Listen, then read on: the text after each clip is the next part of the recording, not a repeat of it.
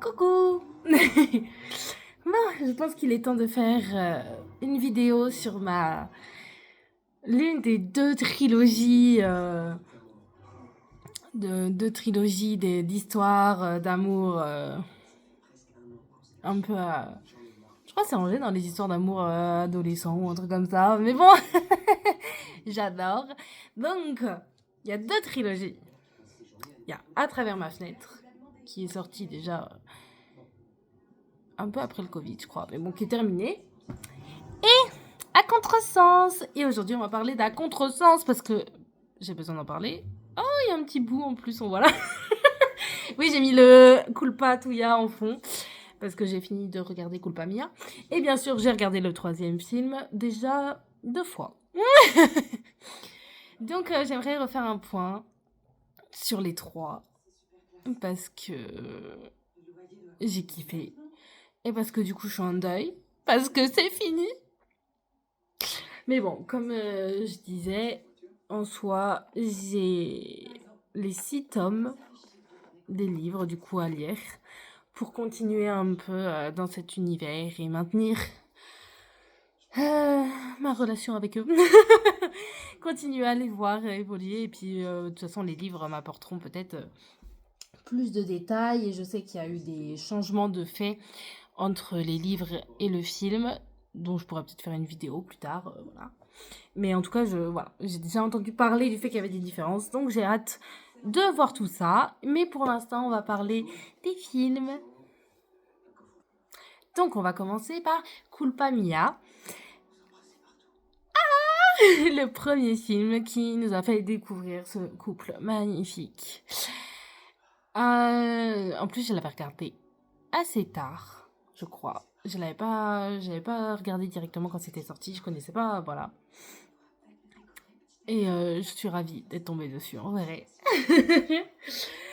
I go. Alors, Culpa Mia. Culpa Mia, de toute façon, c'est le début de tout, si je puis dire ça comme ça, hein, en soi. Hop, je fous le bordel. Ouais. De toute façon, les premiers films comme ça, c'est vraiment tout le temps...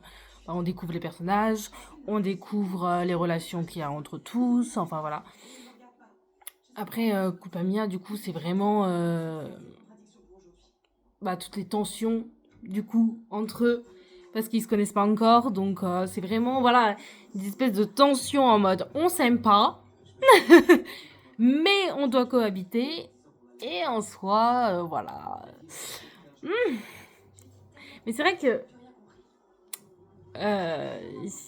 j'entends, je sais qu'il y a beaucoup de personnes qui adorent vraiment ces débuts de relation où il y a toute la tension de on n'est pas ensemble, mais voilà, il se passe un truc. Et je sais que du coup, il y en a beaucoup qui, une fois que ces débuts de tension et tout ça, c'est terminé et que le couple se met ensemble, ça les intéresse plus. Ce qui est bien dommage. Parce que, bon, ça n'empêche que... Mais en tout cas, voilà, le Culpa Mia, c'est vraiment les tensions entre les deux. On apprend à se connaître, entre guillemets. Mais c'est ça aussi qui amène que il y a tellement de punchlines. J'adore. Noah, elle envoie tellement de punchlines à Nick. Mais c'est un délire. Il faudrait que je refasse vraiment la liste. Mais je sais qu'il y a eu quelques passages comme ça où vraiment... En vrai, en mémoire, j'ai vraiment le moment. Ah oui, il va y avoir du spoil, hein. Ah, j'aurais dû prévenir avant. Mais bon, je vais spoiler à balle parce que je suis là pour en parler. Et je veux y aller. Donc, oui, la scène où Noah descend avec son espèce de t-shirt robe qu'elle a ramené de chez elle. Hein. Elle n'est pas du tout allée chercher dans la garde-robe qu'on lui a acheté. Et que du coup, il la regarde descendre des escaliers et tout en mode elle est magnifique. Et je sais que rien qu'à ce moment-là, elle se retourne. Non, elle se retourne pas justement. Elle avance trop. Elle est sûre d'elle. Elle lui lance la punchline de sa life. Pareil quand ils sont au resto et tout. Où elle fait genre, elle va le laisser passer. Elle lui fait non, en fait, faut être galant, mon gars. Genre, il y a plein de petits moments comme ça. J'étais quelle femme. Non, franchement, elle est incroyable. Et du coup, quand même, la première scène qu'ils ont, où, où vraiment ils se rencontrent, tchac tchac, la scène du frigo. Ouais, quoi. Moi, c'est ce que j'appelle la scène d'un film d'horreur. Parce que quand tu ouvres le frigo et que tu refermes le frigo, quand il y a quelqu'un ou quelque chose derrière la porte quand tu la refermes, généralement, tu cries, c'est un screamer. Mais là, ça va, c'est Link qui apparaît. Donc ça, on préfère, ça va. D'ailleurs, ils reprennent ce modèle de scène dans Culpatuya.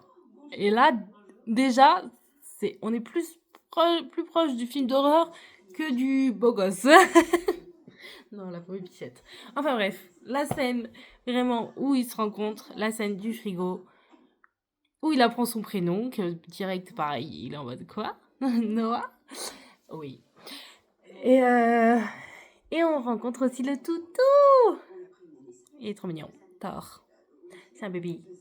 Enfin non, c'est pas un bébé. Mais si, il est trop mignon. Ouais, il y a déjà pas mal de tensions. À peine ils se sont rencontrés, déjà ils s'envoient bouler. C'est une dinguerie. Mais du coup, voilà. La scène du film d'horreur. Scène de rencontre. On aime, on aime. Ensuite, on peut parler aussi de l'essence même de la série à contresens. Les voitures. Les voitures, elles sont sur les affiches d'images de sortie. Elles sont là dans les courses et dans tous les films. Les voitures. Alors, dans Culpa Mia, ouais, on a la première course de voiture.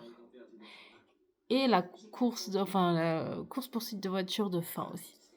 Il y en a deux. Ouais. On va déjà parler de la première. Ouh, j'ai kiffé.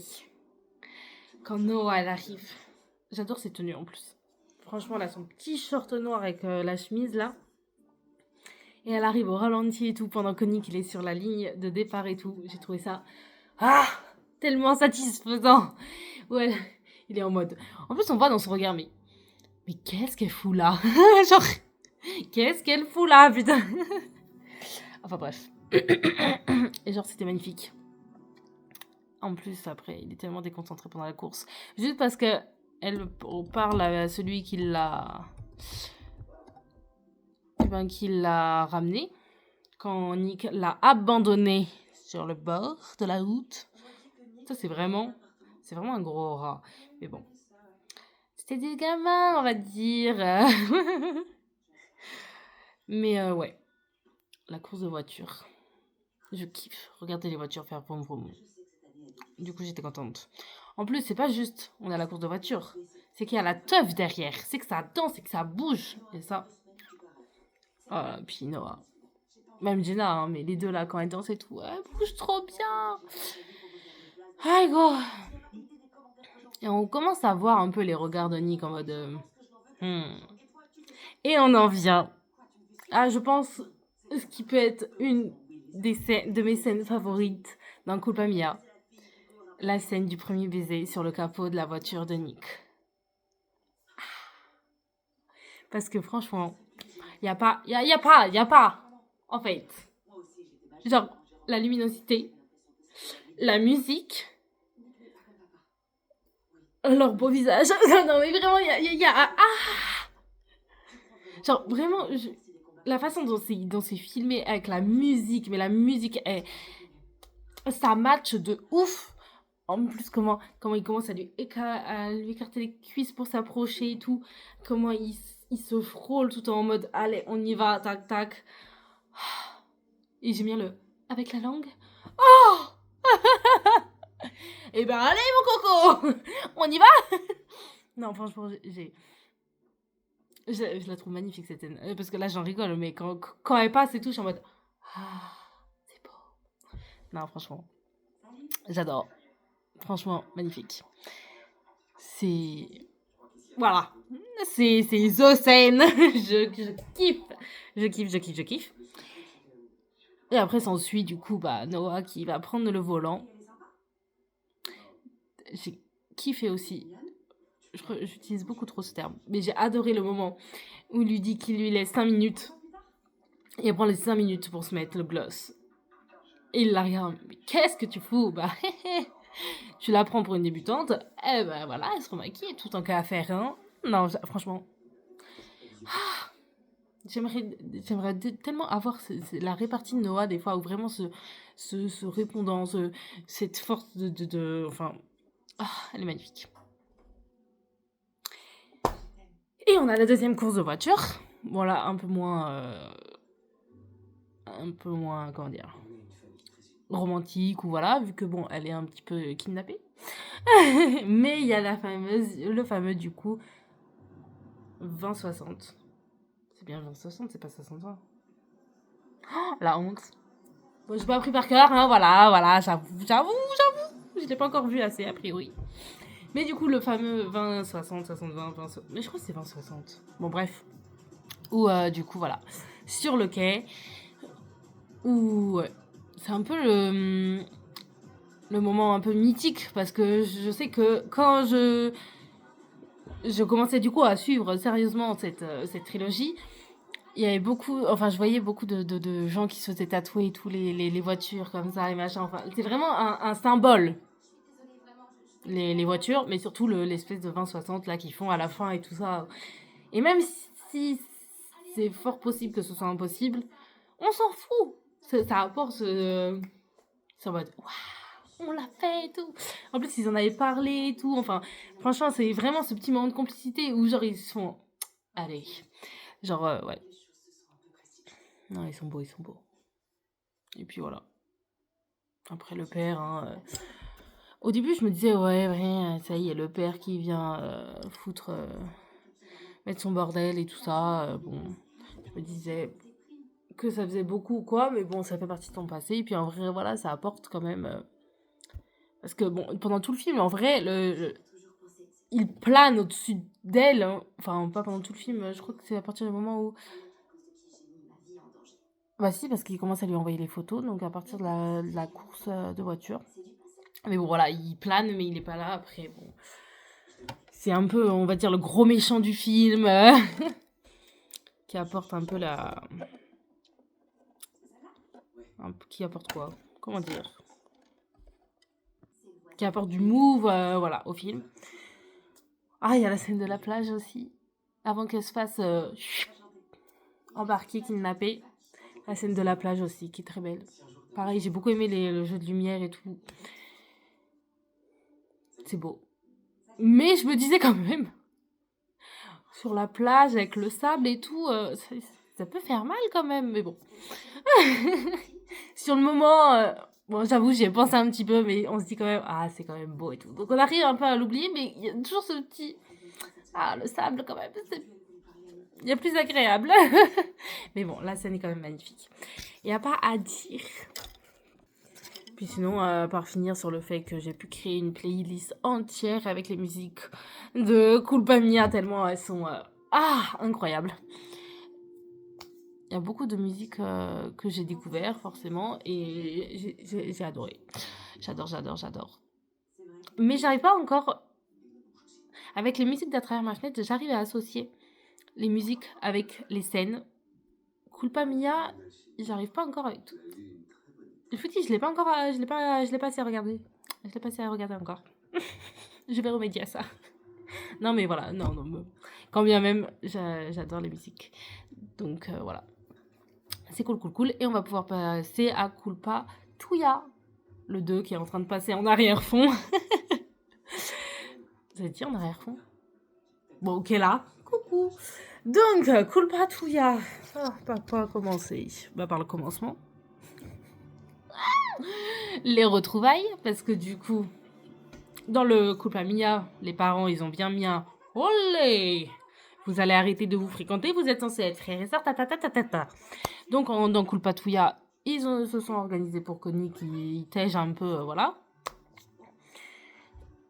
Et du coup, ils se voient pas souvent. Et du coup, quand ils se retrouvent, c'est ding ding ding ding ding ding ding.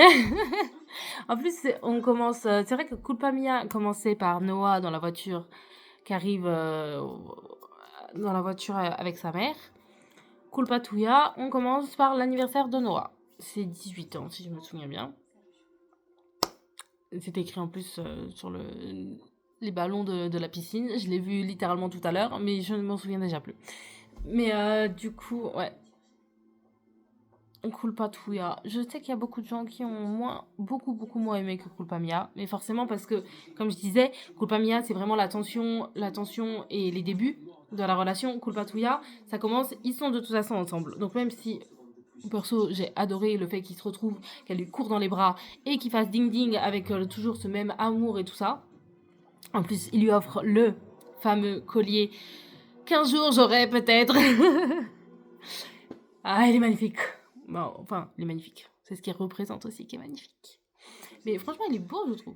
Mais voilà, il lui offre le fameux collier et tout, avec le fameux je t'offre mon amour et tout. Ah, magnifique. Mais voilà. Du coup, ouais, il lui offre le collier, ils se retrouvent. Et moi, déjà, je trouvais ça bien. Enfin, même si c'est plus une tension de on n'est pas ensemble et ta, bah voilà, il y a ces belles retrouvailles et tout. Enfin, franchement. Après, oui, c'est pas du tout le même mood. Il y a la scène de Kulpatuya, ma scène favorite. Mais du coup, voilà. Je vais tâcher de rester concentrée. Non, mais franchement. Après, j'ai l'impression que toutes mes scènes favorites dans les films, c'est des scènes d'amour et un peu de sexe ou quoi. Mais elles sont si bien tournées et elles sont si poétiques. Parce que en plus, tant qu'on y est, hein, autant en parler. Cette scène déjà. Ça montre encore leur amour parce que bah, du coup on va pas le voir beaucoup parce que Kulpatuya, qu'on se le dise, c'est plus la chute dans leur histoire d'amour que la continuité de leur histoire d'amour. Bon, en même temps, sinon il y aurait pas de 3. Mais bon, du coup ça fait du bien un peu d'avoir des scènes comme ça mignonnes. Et en plus, il y a le tatouage aussi très représentatif et tout ça du Eres Mio qui se fait sur le poignet. Est-ce qu'on en parle de ça? C'est où notre tatou? Non, ça c'est autre chose. Mais le Eres Mio qui se fait sur le poignet et tout, parce que j'en ai cogné. Elle lui a écrit au marqueur et tout. Pépite. Soit dit en passant, je veux le suivre aussi. Et parce que en plus, je voulais le faire de base à un endroit assez significatif, mais finalement, je me suis dit non, mauvaise idée. Du coup, je l'ai fait ailleurs. Mais bon, ça, c'est une parenthèse. Mais franchement, voilà, cette scène d'amour entre les deux dans son appart, enfin dans sa maison, c'est une maison. Elle est magnifique. Et puis voilà, il y a le fameux tatouage qu'on retrouve en plus plus tard. Bon, en même temps, vous allez me dire c'est un tatouage, donc forcément il y est plus tard, mais voilà, ça fait le petit lien et tout. Ah, mais c'est pas possible, je ne peux pas me concentrer, voilà. Ça c'est vraiment une de mes scènes faves, parce qu'on voit leur complicité en fait. Et c'est là on se dit, mais comment ça peut se casser la gueule? Ils sont tellement beaux. Enfin bref. Et pourquoi ça se casse la gueule? Moi, j'ai envie de dire que si ça se casse la gueule, c'est en partie à cause de Lion. Parce que, de base, c'est quand ils arrivent sur la plage pour la... Parce que Jenna et Noah, qui sont 5 ans plus jeunes que Nick et Lion, je crois que c'est ça, elles ont fini, du coup, elles ont leur diplôme et tout ça. Donc, ils font une soirée sur la plage en mode « Wouhou, c'est la fin des études, c'est bon » et tout. Enfin, des premières études, là, au lycée ou je ne sais quoi. Et là, Nick, lui, il arrive en mode, vas-y, c'est cool la life, tu vois. Vas-y, profite, ma chérie. Et Lion, il commence à lui mettre en tête comme quoi ça va partir en couille. Il faut que j'arrête de dire des gros mots. Qu'est-ce que je voulais dire? Que oui, la distance et tout ça, enfin, qu'elles vont partir faire leurs études supérieures et tout ça, que du coup, il y aura de la distance, que tout, voilà, elles vont continuer leur vie sans eux, parce que eux, ça y est, ils sont vieux, ils sont has-been et tatati tatata. Et du coup, Nick, qui partait, pour moi, hein, pour moi, il partait quand même en mode... il était heureux. Et Lion, il a commencé à lui mettre ça en tête, à lui dire ça, et là, j'ai vu je me suis dit, ça y est, Nick là, il est plus dans le même mood et ça va commencer à le travailler. Pourquoi? En fait, Lion, toutes ses peurs, il les a transmises à Nick. Et pour moi, ça, c'est déjà, ça commence déjà à être pas bon parce que du coup, c'est comme, enfin, tu vois, il est plus apaisé, il a ça en tête et déjà, ça peut commencer, voilà, c'est plus la même vibes. Sans parler du fait que, il y a l'arrivée de Briard et Michael. Oula, on est foutu pour la France. Parce que bah Briard, on va apprendre que c'est l'ex de Nick et tout ça. Et que voilà, elle vient pas forcément avec des bons sentiments. D'ailleurs, on va parler de la scène iconique avec Briard qui fait la cuisine. Alors qu'on sait qu'il y a N, le chat de Nick et Noah. La vérité, j'ai cru. La vérité, je me suis dit, punaise, elle est en train de cuisiner le chat. Et j'y ai tellement cru, tellement j'ai pas confiance en elle. Et franchement, j'ai eu un... Quand j'ai vu que le N, il était encore là, tu vois, punaise, c'est bon. Mais voilà, du coup, il y a l'arrivée de Briard. Il y a l'arrivée de Michael aussi. Où là, bon, de ce que j'ai entendu, ça a changé film, livre. Mais du coup, si on reste sur le film, ça n'empêche que... Et du coup, oui, Michael, voilà, c'est vraiment la goutte d'eau de la fin du film qui fait déborder le vase. Vraiment. Donc, il y a Briard. Il y a Michael.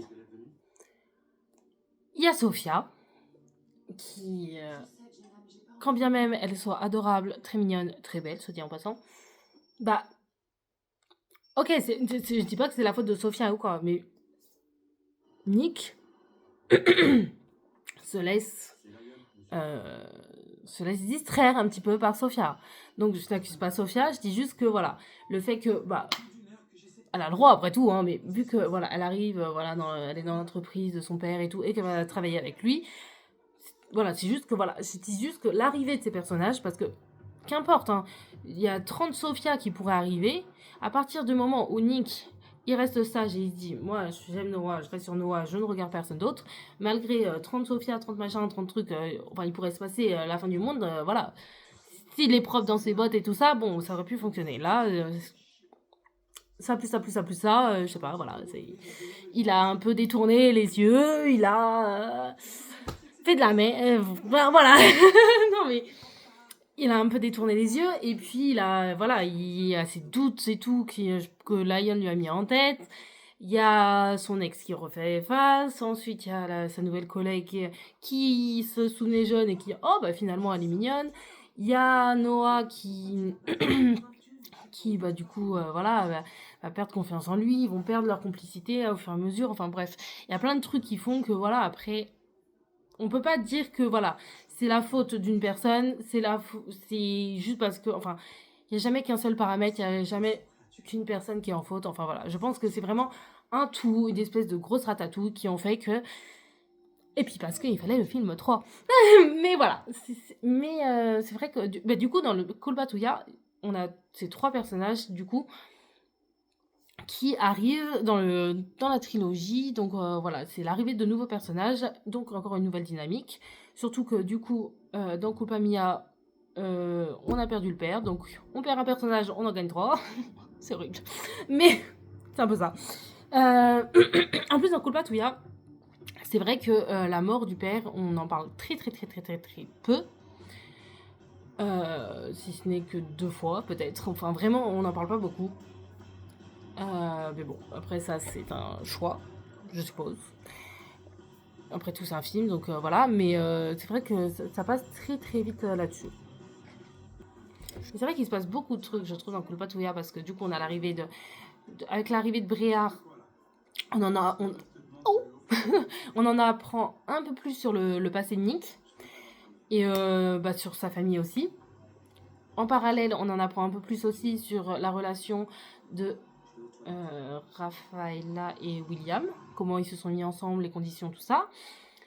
On en apprend un peu plus sur la mère de Nick. Enfin, c'est vraiment, je trouve que Culpa Tuya, c'est vraiment, genre, voilà, il y a des nouveaux persos, il y a des news, c'est tout un package de trucs nouveaux qui t'arrivent dans la tête et t'es en mode, oui, quoi, hein genre, Donc voilà, il y a encore l'histoire, il y a Lion qui est dans la crotte aussi par rapport à son garage. Donc il y a-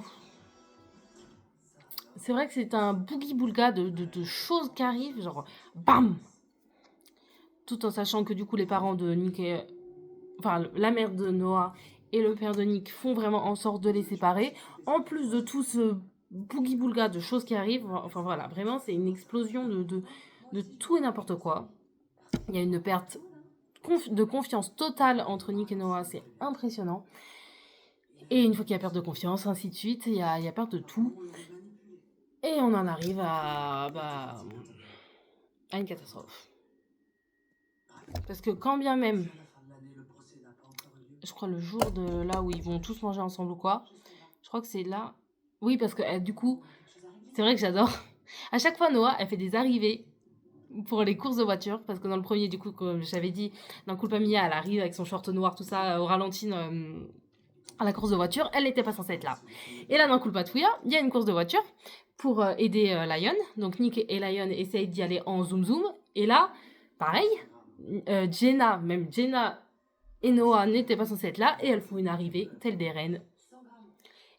J'ai adoré leur arrivée et j'ai adoré que vraiment elles leur disent mais vous croyez vraiment qu'on n'allait pas être au courant, genre on dirait deux gosses qui sont engueulés et franchement elles sont en reine en mode on va vous défoncer les gars en fait et du coup on va participer à la course parce que vous êtes vraiment des nouilles. Donc j'ai vraiment, voilà. Et j'adore aussi quand Jenna, elle est dans la voiture et tout. Elle est malade, la pauvre chérie. Mais elle insulte Little Lion, là. Enfin, franchement, cette course, je sais certains disaient que, voilà, elle était un peu critiquée dans le sens où on voyait que les voitures n'allaient pas vite. Ou que, enfin, voilà, il n'y avait pas la même dynamique dans le Culpa Mia, que dans la course de Culpa Mia. Mais moi, j'ai quand même kiffé la course de Kolpatuya parce que déjà, bon, la vitesse ou quoi, bon, j'ai pas fait gaffe. J'avoue. Mais j'ai kiffé parce que vraiment, genre, il y a les échanges vraiment pendant la course où ils sont en train de s'insulter en mode. Genre, vous nous avez pas fait confiance et machin. Enfin, vraiment, voilà, ils sont en train de régler leur compte pendant la course. Et du coup, en fait, c'est limite. Parce que de base, ils font la course pour essayer de laminer celui qui est sorti de prison, là, qui était dans le groupe Amia. Mais limite, lui, en fait, on l'oublie, il est au second plan. De toute façon, limite, ils savent que de toute façon, ils vont le défoncer. Donc lui, limite, on s'en fout. Mais c'est entre eux qui sont en train de régler leur compte pendant la course. Et ça, j'ai trouvé ça énorme. Genre, vraiment, c'est limite, on oubliait vraiment l'autre. Enfin, le truc principal, c'est on règle nos comptes pendant la course. Lui, de toute façon, vas-y, limite, il faisait sa course tout seul. Et à la fin, on le démontra, voilà. Et il y a Lion, limite, à la limite, qui est en mode quand même, bah, il faut que je gagne cette course, quoi. Parce que sinon, je suis dans la crotte.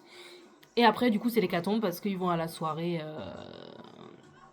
À la soirée de bal et tout ça. Et alors là, c'est les vérités qui sortent et c'est la fin de tout. Et là encore, Nick qui fait le mauvais choix de partir avec Sophia et tout ça. Pareil, Sophia, en plus, on la voit, elle se retourne en mode mais qu'est-ce qu'il fait? Genre, vraiment jusqu'au bout, elle est en mode mais Nick, qu'est-ce que tu fais quoi? Et donc, mais voilà, il a fait ce choix de crotte.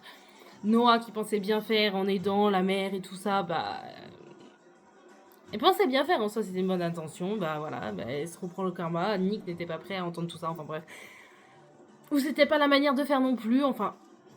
Après, voilà, tu penses faire des choses bien et puis au final, c'est pas pris comme ça par l'autre partie. Enfin, bon, voilà, ça c'est la vie, mais du coup, voilà, Culpa Tuya, ça finit en autre boudin. Mais il y a quand même des scènes que je trouve, voilà, il y a quand même des scènes magnifiques. Il y a des trucs légendaires maintenant. Enfin, voilà. Et on passe à Culpa Nestra qui est sorti le 16 octobre. Le 16 octobre au soir même. J'étais devant. Et comme je sais pas si je l'ai déjà dit ici ou pas, mais j'ai déjà visionné 2 fois Culpa Nestra. Il faut que je le revisionne encore 2 fois avec 2 personnes différentes. Donc ce n'est pas fini. Mais je peux quand même déjà en parler parce que du coup je l'ai déjà vu. Et j'ai adoré. Évidemment. La boucle est bouclée. Mais j'ai adoré. Et du coup on va parler de Culpa Nestra. Donc Culpa Nestra, je sais même pas si on le dit comme ça se trouve je le dis hyper mal, je m'excuse, j'ai pas fait espagnol. Mais comme on avait vu à travers les photos de promotion, je vais commencer par parler de ça du coup, vu qu'on l'avait vu dans les photos de promotion du film, le mariage de Jenna et Lion. Ils sont trop mignons, les bichons. Le mariage. En vrai, on commence pas par le mariage. On commence, comme dans les 2 premiers films, à voir Noah. On voit Noah, elle arrive, machin, tout. On sent toujours, voilà, que Nick est dans sa tête et tout, plam. Et elle revient évidemment pour le mariage. Mais, avant de parler du mariage, on va parler de la préparation du mariage. Parce que vraiment, le mariage, c'est vraiment, il est au début et c'est un peu le commencement du renouveau. Mais du coup, avant le mariage, il y a tout ce qui est préparation de la cérémonie et tout ça. Où du coup, on va assister aux retrouvailles de Nick et Noah. Des retrouvailles un peu, voilà. Où pour moi, on retrouve vraiment la tension. Enfin, c'est pas la même. On retrouve la tension qu'il y avait dans Culpa Mia, mais différemment. Parce que dans Culpa Mia, il y avait du coup la tension du on ne se connaît pas. Là, on retrouve une tension entre les deux, mais la tension du on se connaît, mais dans Culpa Mia, c'est la tension de on se connaît pas, mais je te veux. Dans Culpa Nestra, c'est la tension du je te connais, mais je te veux. te veux à nouveau, tu vois. Enfin, vraiment, il y a cette espèce de tension où tu te dis, waouh, c'est chaud. Et du coup, il y a la fameuse scène que, pareil, on a vu dans le teaser avant que le film sorte, où t'as Noah qui est là et elle le regarde, mais on voit dans ses. Enfin, elle le regarde d'une façon. Je ne suis pas actrice, je ne pourrais pas le refaire, mais elle le regarde vraiment d'une façon, voilà, où on va dire, ah, il est là, et elle l'ignore avec une superbe. À la contourner, en se tournant complètement pour la contourner en mode. Il la frôle, mais vraiment, et en mode non, je ne te regarderai pas, quoique. Après, j'ai essayé de voir. Parce que du coup, quand on le voit après à l'arrière, on voit ses lunettes, on voit un peu ses yeux qui sont voilà en biais pour la regarder, mais pas total. Enfin, c'est vraiment, on s'ignore. Et tu te dis, ok, on y va quoi. On commence le 3e film. Comment ça va se passer? Comment on va... Voilà, on en est là. Il l'ignore d'une totale superbe. Pendant qu'elle le regardait vraiment droit dans les yeux. Et après, elle l'a pas suivi du regard non plus. Elle était en mode, ok, il m'ignore. Ok, on en est là. Mais voilà, je me dis heureusement qu'il y a le mariage de Jenna et Lion, parce que sinon, à quel moment en fait ils se seraient retrouvés. Sinon, qu'est-ce que... Non mais franchement, c'est... Et du coup, oui, avant la cérémonie de mariage, il y a quand même la scène, j'ai adoré, où ils sont... Noah doit monter dans la voiture de Nick pour se rendre... parce que je crois qu'il se préparait pour les vêtements, je sais plus quoi. Enfin, je sais plus, j'ai plus trop tout suivi, j'étais tellement centrée sur eux que... Mais en gros, voilà, elle va dans la voiture de Nick pour se rendre au lieu de la cérémonie, du mariage. De mémoire, c'était ça. Et du coup, ils ont le petit gamin en plus sur la plage arrière. Et du coup, ils se parlent pas. Vraiment, ils ne veulent pas se parler. Ou c'est limite, ils se parlent, mais à travers le petit en fait. Ils se parlent pas directement. Et vraiment, ça s'engage un combat sans parole du ton parfum est trop fort. Après, c'est le sien. On ouvre les fenêtres, on ouvre pas machin. Et puis, il joue avec le bouton du on ouvre les fenêtres, on ouvre pas et tout. Et c'est vraiment, mais tout dans le regard et dans les gestes et tout ça. Et vraiment, genre, il y a une espèce de tension où, genre, je ne veux pas te parler. Et en même temps, je veux te faire chier. Et du coup, ils sont là. À jouer, enfin vraiment on dirait 2 gosses. Genre vraiment j'ai trouvé cette scène incroyable. J'étais là. En plus quand ils jouaient avec les fenêtres, j'étais là mais c'est quand ils vont s'arrêter en fait. Genre ils ne s'arrêtaient pas. Genre j'étais là. C'est une blague. Genre alors au bout de 10 minutes ils y sont encore. Non mais vraiment j'étais là mais c'est sans fin et je commençais à rire mais enfin ça me donnait vraiment envie de rire parce que j'étais là vraiment genre on en est là et ils s'arrêtaient pas. J'étais waouh. Et du coup ça m'a vraiment j'ai trouvé ça excellent. Après, évidemment, on arrive au mariage, où là, elle est magnifique. C'est les témoins. Et du coup, on a le fameux, comment ils appellent ça, le plan témoin de Jenna et Ryan. Le plan témoin qui va évidemment fonctionner. De toute façon, le plan témoin, c'était vraiment un coup de pouce parce qu'en soi, la tension était encore là et on sent que, voilà, quoi. Mais bon, le plan témoin. Et je vais parler quand même de cette magnifique ouverture de bal où je crois qu'ils ont fait venir du coup le vrai chanteur vu la réaction de Jenna et Lion, de toute façon, je pense que c'était vraiment le vrai chanteur et tout. Et j'ai trouvé ça incroyable. La musique, juste rythmique et tout ça, sans voilà, juste la musique et tout, je l'ai trouvé incroyable. Franchement, je l'ai trouvé hyper entraînante et tout. Et là, les paroles. Parce que du coup, vu que j'ai regardé en français, oui, j'avais regardé en français pour. D'ailleurs, il faut que je la regarde en espagnol. Mais... Bref, je l'ai regardé en français. J'ai eu les sous-titres des paroles de la chanson en français et tout. Mais je sais pas si ça faisait partie du plan témoin, dans le sens où on va leur mettre cette musique parce que ça leur parlait à eux, ou si c'est parce que même Jenna et Lion, et vu la réaction, je pense que de toute façon de base ils aimaient le chanteur et tout ça. Mais vraiment, les paroles, mais c'était incroyablement juste par rapport à Nick et Noah. Et j'étais en mode waouh. J'étais hyper excited. Pourquoi je parle anglais, j'ai pas parlé anglais, mais j'étais hyper excitée et tout. Genre en plus, Nick, enfin, il lance des regards à Noah, alors qu'il l'ignorait et tout ça comme un... Voilà. Là, il lui lance des regards, mais vraiment le regard du je suis d'accord avec les paroles. Le regard du je ne vois que toi. Enfin, vraiment, le regard qu'on veut. Genre, vraiment, le Noah et Nick, ils se sont échangés des... Enfin, Noah, elle le regardait pas trop pendant la chanson en mode... Et Nick, il la regardait en mode oui, oui. Ah, c'était magnifique. Après, évidemment, bon, ils dansent ensemble et ils finissent par se retrouver dans leur chambre de je sais pas vraiment une chambre d'hôtel, mais voilà, dans leur chambre. Je vais pas encore dire que mes scènes favorites, c'est les scènes de... Voilà, mais... Ça n'empêche que contrairement aux autres scènes où, voilà, on les filme et ça s'embrasse et tatati tatata, j'ai adoré le fait qu'il y ait une espèce de mini-pause dans cette scène où il y a le moment où Noah dans un premier temps et après Nick et Noah, ils se regardent dans un miroir à pied. Ouais, c'est un miroir. Dans un miroir à pied qui est en face d'eux. Et vraiment, je trouve que ça... Parce que nous, on les voit tout le temps, voilà, d'une partie, on les voit, voilà, mais assez zoomé, voilà, c'est vraiment tourné d'une façon. Et là, ça fait vraiment une pause où, genre, même eux, en fait, ils se regardent dans la glace et je trouve que ça apporte vraiment, enfin, je sais pas, ça fait... Je m'attendais pas, enfin, c'est pas... Voilà, je m'attendais pas à ce qu'ils se regardent comme ça et tout et je les trouve hyper mignons, en fait. Enfin, mignons. Je les trouve hyper mignons et hyper beaux ensemble et vraiment, ils se regardent dans le miroir comme ça et genre, c'est comme si, tu vois, c'est pas genre on ferme les yeux, on couche ensemble et puis bon, voilà, on ferme les yeux et puis demain on oublie. Là, ça fait vraiment genre, on se regarde, genre, enfin, on se voit, on sait qu'on est en train de, enfin, je sais pas, ça faisait vraiment un truc, genre, je trouve que voilà, ça fait une espèce de petite pause en mode, ben voilà quoi, genre, j'ai adoré. Bon, après, le fake Nick se barre et voilà, bon, ça casse le game. Et là, on se dit, ok, super, au lieu de faire simple, on va encore faire compliqué. Mais voilà, c'est vraiment, je trouve que la petite pause du miroir et tout, j'adore. Du coup, quitte à parler du mariage, je vais juste faire une petite parenthèse pour le fantasme de Lion.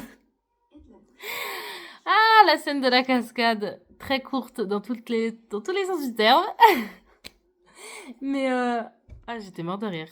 Surtout qu'après, j'ai vu que l'acteur avait mis une vidéo sur son TikTok de la cascade en question. Et j'ai rigolé. Franchement, la cascade. Ah, Jenna était tellement dégoûtée, la pauvre chérie. Enfin bref, c'était la petite scène drôle dans toute cette tension qu'il y a entre Nick et Noah et tout. C'était voilà, le petit passage drôle du... Je me suis complètement foirée sur la cascade, tu vois. C'était funny drôle, là. Je trouve. Après, sinon, ouais, Cool Panestra. Qu'est-ce que il y a il y a le retour de la petite sœur de Nick où Noah gère de ouf avec elle, franchement. C'est c'est incroyable. Elle est parfaite cette femme. Non mais voilà, elle gère vraiment pour voilà parce que du coup bah la mère de Nick bah voilà, on va lui dire au revoir. Du coup, la petite sœur bah, elle est beaucoup plus présente. Enfin voilà, faut qu'elle se fasse à sa nouvelle famille. Mais Noah la prend super bien en charge. Du coup, ça donne un petit aperçu de voilà le côté maternel de Noah. Donc, c'est bon signe pour la suite. Après, du coup, il y a le pauvre petit Simon. Simon, le gars mignon de l'entreprise dans laquelle Noah travaille. Comme je dis, je l'appelle le gars mignon. Mais le pauvre chéri, voilà, il s'est retrouvé en fait, il se retrouve au milieu d'une relation qu'il ne peut pas gagner. Il ne le sait pas, mais il ne peut pas gagner. Franchement, tu te retrouves entre Nick et Noah, non, gars. Mais et ça, il le sait pas, le pauvre bichon. Mais voilà, c'était couru d'avance que bon, il allait pas faire long feu, mais je lui souhaite du bonheur parce que franchement, il est cool en plus. Franchement, il a l'air vraiment très cool. Il a l'air vraiment cool et. Mais voilà, après. Mais bon, c'était cool quand même qu'il soit là parce que du coup, voilà, ça montre à Nick que bah, Noah, voilà, c'est à l'avance, hein, enfin. Et puis bon, ça apporte un peu ce petit côté de jalousie, de petit je veux reprendre du terrain, quoi. Après, il y a un retour, pareil, toujours. Enfin, toujours. Il y a un retour rapide de Michael et Bréard. Bon, très rapide, hein, enfin. Michael, on le voit un peu plus et on sent du coup On sent que la bêtise va arriver. Enfin, on sent que voilà, il va venir mettre son grain de sel. Mais ça met assez de temps parce que ça arrive surtout à la fin en fait. Bréard, elle arrive à la fin aussi. On la voit très très très très très très, très peu, je trouve. C'est juste histoire de remettre un petit coup de pression à la fin parce que c'est vrai que en soi, Culpatoria, voilà, c'était un lot d'ennuis. Là, Culpa Nestra, en soi, il n'y a pas vraiment de. Voilà, c'est vraiment eux qui se cherchent sans chercher. Après, oui, voilà, il y a la mère de Nick qui, voilà, décède. Il y a l'ombre un peu de Michael, voilà. Il y a Noah, bah, du coup, qui va tomber enceinte. Donc, mais il n'y a pas vraiment de gros événements. Enfin, il n'y a pas un truc qui va venir exploser comme son. Enfin, je ne saurais pas comment expliquer. Mais c'est. Ouais, même s'il y a l'ombre de Michael, voilà, c'est sûr. Même s'il y a l'ombre de Michael, des fois, limite, on l'oublie parce que de toute façon, voilà, et on voit qu'il agit pas. Après, s'il y a aussi l'ombre du fait que Nick, il fait un peu de n'importe quoi avec l'entreprise. Enfin, il s'est mis des ouvriers à dos. Donc, bon, il va quand même, oui, voilà, se blesser. Se prendre une balle. Mais avant ça, enfin, vraiment, c'est. Il n'y a pas de. Enfin. Ah, comment dire. C'est vraiment, ils essayent de se retrouver, mais même si, bah, du coup, Nick, il est indirectement avec Sophia. Elle est avec Simon. Donc voilà, mais c'est surtout eux, genre, ils se bouffent un peu le nez. Du coup, après, quand ils arrivent à peu près à se retrouver, c'est là où, bah, du coup, Nick se blesse. Enfin, se blesse, se prend une balle. Et là où Michael vient, voilà. Je trouverai mes mots un jour. Enfin, il prend, voilà, il agit enfin. Mais bon, c'est assez rapide, c'est vraiment le petit coup de pression de fin pour histoire de voir un peu comment Nick et Noah vivent et revoir Toutou et N, Thor et N, voilà. Mais sinon, c'est voilà, c'est vraiment histoire d'eux, quoi. Et puis voilà. Mais du coup, on a quand même une course de voiture dans Culpa Nestra, sinon c'est pas drôle. Mais bon, voilà, c'est pas une course de voiture à proprement dit, dans le sens où c'est plus Nick qui galope après Noah. Donc c'est un peu la course-poursuite du je te cours après, mais au final, de toute façon, elle va pas très loin. Mais bon, ça amène quand même, voilà, on a notre petite dose de voiture dont on a besoin. En plus, la petite touche drôle, c'est que Nick, il embarque son chauffeur avec lui dans la voiture. Le chauffeur qui est en PLS total, parce que bah, du coup, ça va beaucoup trop vite pour lui. Et puis en plus, Nick, il fait des dingueries. Donc, tu vois le chauffeur en PLS, donc ça, c'est le petit côté drôle de la scène. En plus du côté mignon du je te cours après, mais vas-y, ça y est, on se pardonne. Enfin, en gros, voilà, ça y est, on est bon, quoi. Mais bon, voilà, on a eu notre petite dose de voiture et ça, c'est cool.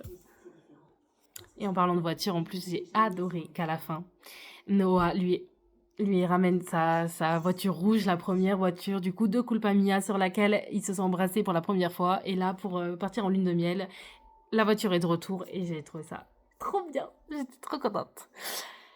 Puis voilà, donc franchement, j'ai adoré le film de Culpa Nestra.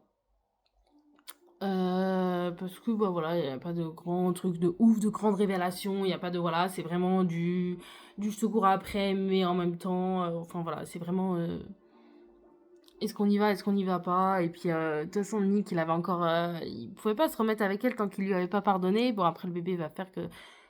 Mais ce que j'ai trouvé ça bien, c'est que Nick prenne conscience que il veut retourner avec Noah, qu'il lui pardonne, sans savoir qu'elle est enceinte. Parce que du coup, c'est pas genre, ah bah vu que t'es enceinte, vu qu'on va avoir un enfant ensemble, je me force à te pardonner, parce que voilà, je veux élever l'enfant, quoi. C'est, je ne sais pas que l'enfant est présent, et franchement, je fais le choix de te pardonner en pleine conscience de, voilà, quoi, je veux faire ma vie avec toi, et voilà. Donc ça, j'ai trouvé ça bien, qu'il sache pas que, tout de suite qu'il y a l'enfant, et que oups, il fasse vraiment le choix de revenir avec elle comme ça, voilà. Juste pour elle, en fait. Pas pour l'enfant, mais vraiment juste pour elle. Il veut revenir avec elle pour elle, quoi. Donc ça, j'ai trouvé ça ouf. Et j'ai trouvé ça super. Après, ce qu'il a fait à Sophia. Parce que, ouais, Sophia, il lui a fait tellement, mais tellement de montagnes russes. En mode, on se fréquente. J'aime toujours Noah. Mais on va officialiser ensemble. Mais finalement, je repars avec elle. Enfin, oh, la pauvre chérie, elle a eu des montagnes russes dans ses émotions. C'est vraiment horrible ce qu'il lui a fait. Et je suis contente qu'à la fin, au mariage de Nick et Noah, elle chope le bouquet. Parce qu'elle mérite tout le bonheur du monde, cette pauvre chérie. Franchement, elle est forte. Hein. Elle a une... Franchement, c'est... Elle est très forte. Mentalement et tout. Franchement, c'est ouf. Bon voilà, je pense que voilà, j'ai fait le tour de ce que je voulais dire. Mais du coup, ouais, vraiment, Culpa Mia, c'est... Je dirais que Culpa Mia, c'est vraiment centré sur Nick et Noah et sur l'histoire avec le père de Noah. Culpa Tuya, c'est plus centré sur leur rupture et l'histoire de leurs parents, de leur famille en général, aux deux. Et Culpa Nestra, c'est vraiment centré sur l'évolution de leur relation et le retour de leur retour. On n'entend plus du tout parler des parents. Dans Culpa Nestra, les parents, genre, c'est des pots de fleurs, quoi. Genre, c'est comme s'ils avaient abandonné le game, je sais pas. Ils ne sont plus. Ils ne sont plus. Pour moi, voilà.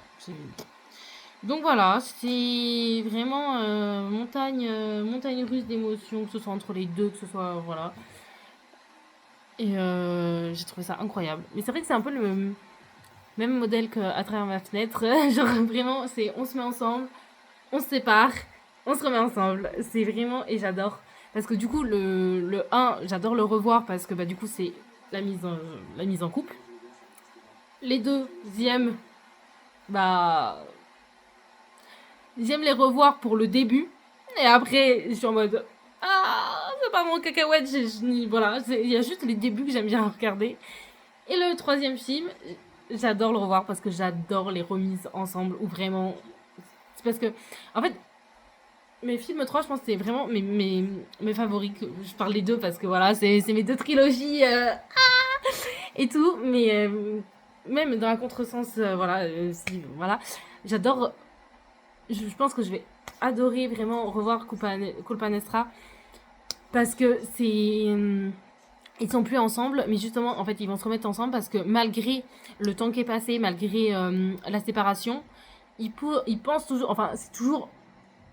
Pour l'un, c'est toujours l'autre. Enfin, franchement, c'est voilà, c'est limite, c'est vraiment une question de destinée là. Genre vraiment, c'est que malgré le temps, malgré tout, c'est voilà, c'est eux ou c'est rien quoi. Et du coup, je trouve ça magnifique. Donc voilà, donc c'est bon, je pense que j'ai assez parlé de à contresens. Et je pense que je ferai une vidéo comme ça du coup sur travers ma fenêtre parce que j'en parle beaucoup trop. Mais du coup voilà. Ah go. Et du coup bah, je n'ai plus qu'à lire les livres de À Contresens. En plus je lis les livres de Face à Face que j'ai bientôt fini et qui est aussi de Mercedes Ron. Et j'ai acheté son dernier bouquin, dont je n'ai plus du tout le titre en tête, mais j'ai les 2 tomes de son dernier bouquin, donc qu'il faut que je lise aussi. J'adore lire. Et j'adore encore plus quand c'est après adapté en film. Mais du coup, voilà. Bon, bah voilà. C'est vraiment fini.